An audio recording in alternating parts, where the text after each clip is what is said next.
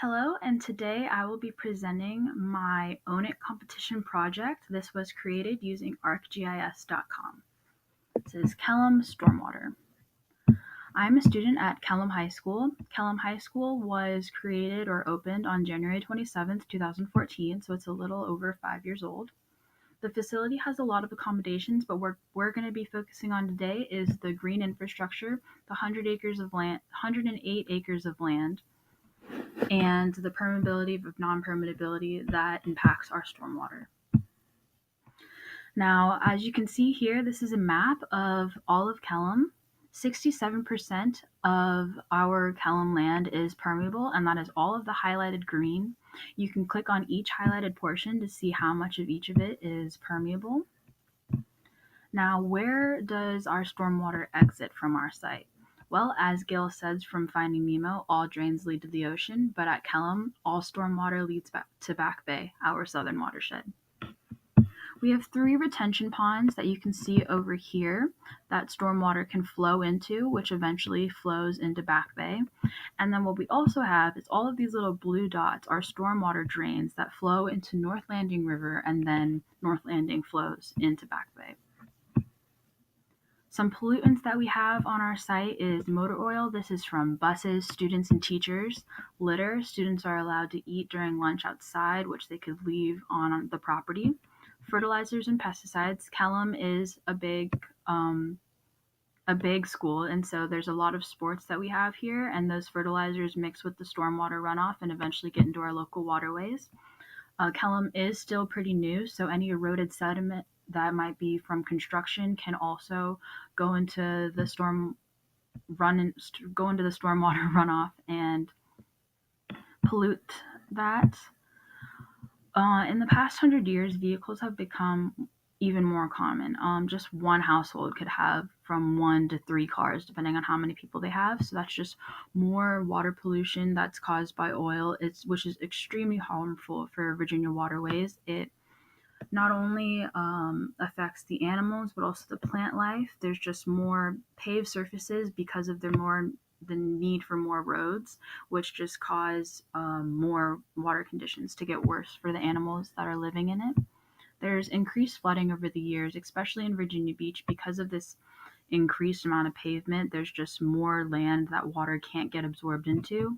And over the past 100 years, rainfall has increased by 1% over the entire earth. And just all of that flooding and from the extra pavement, from the extra rain, just causes a lot of flooding in our area specifically. There's also a lot more fertilizers that are used in the area, and pesticides and chemicals like we talked about before. You can read up on some of that and how that affects our waterways. Now, this is how we currently manage our stormwater. We have a lot of green infrastructure. We have these cisterns that are empty out. We also have bioswales, which are all of these in our parking lot.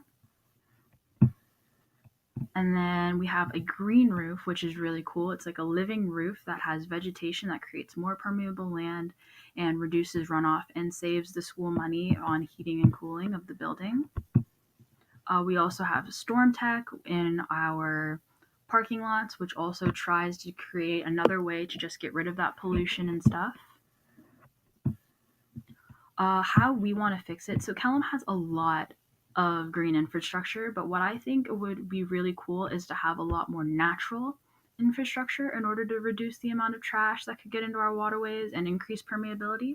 So by doing so, we can create a wildflower meadow, make planter boxes in the courtyard, and start a green initiative.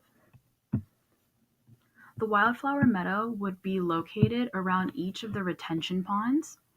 And this would not only create a natural barrier to protect the wildlife that lives in these ponds, but it'll also create a natural barrier to keep pollutants out and increase permeability, which is always a good thing. And it also keeps the spirit of Punga, which is our local farm, and it preserves native species, and it's a pollinator pathway. So it's going to attract extra bees, which is always a good thing. And these are just examples of each of the flowers I would use. We just have a lot of like bright and vibrant colors that'll make the community just feel have a nicer feel to it, and they all bloom at different times, so it'll be pretty throughout the year. And there's going to be a lot more bees and like animals that are attracted to this. It's going to be soaking up all that extra water, and it's just going to give like that country feel while also helping the school stay greener. And this is also a grass that is used that will be filled throughout. That's used in a lot of rain gardens. So I thought that was really cool to incorporate. Here we have our planter boxes.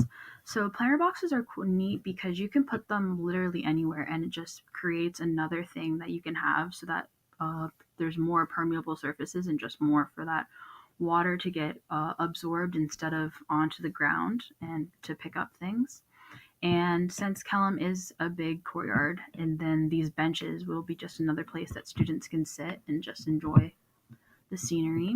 This is the Kellam courtyard pretty much.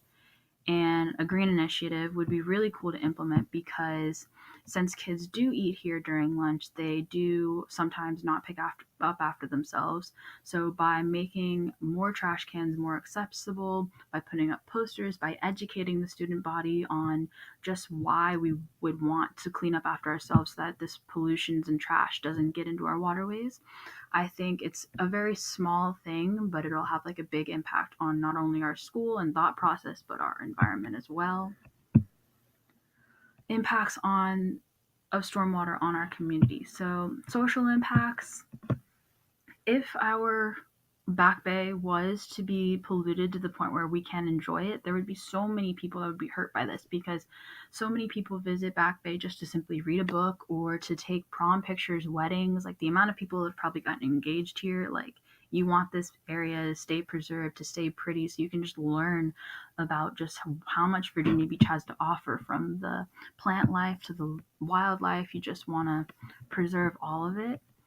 Environmental impacts, that brings us to that, is you don't like, it's such a beautiful area that you want to make sure that all of the plants and animals will be preserved, and creating those meadows outside the retention ponds actually increases biodiversity and preserves native plants. So we're making more and more areas where these native plants are able to grow and flourish, because there are a lot of areas that have been built up, and that's just taking away from the environment. Economic impacts.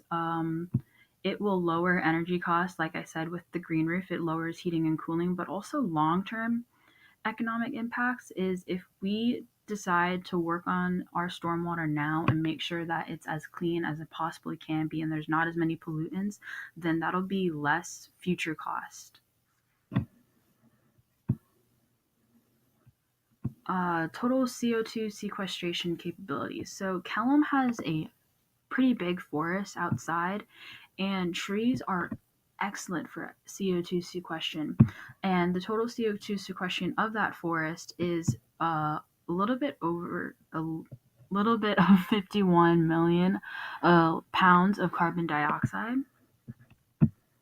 And that's a lot, but we can still do better by making more trees. We do know from that the trees are just, they're not as many as there could be.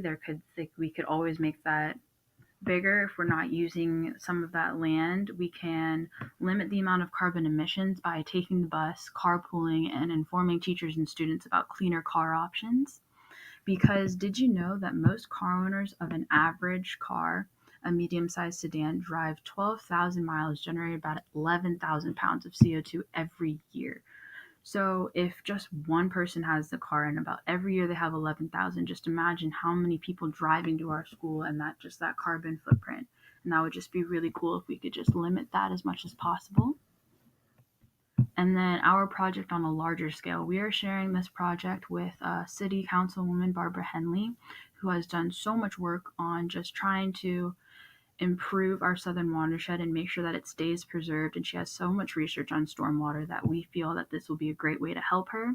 But overall, we just want to really get our message out there and show the community that we want to preserve Kellam and the environments around it. So thank you. That was our project, and here are our citation page, and have a nice day. Love that.